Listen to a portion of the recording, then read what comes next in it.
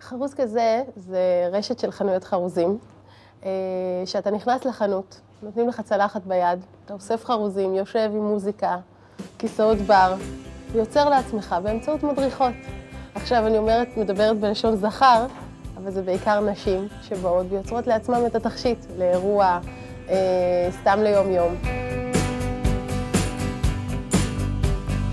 יש לנו בתי ספר לתכשיטנות בכל הרשת, 24 חנויות.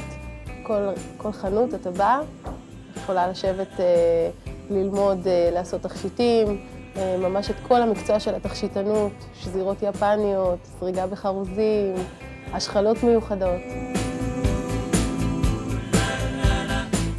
בעלי ואני הכרנו בטכניון, וכשהוא לקח אותי פעם ראשונה לחדר שלו במעונות, הוציא מתחת המיטה תיק מלא בחרוזים.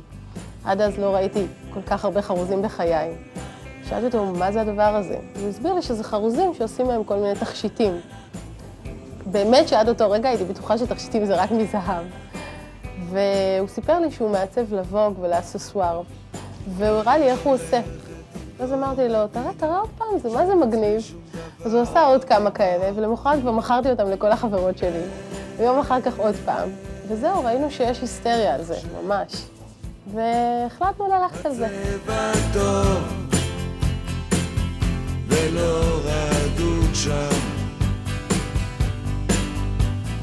קודם כל זה משחק נורא מעניין.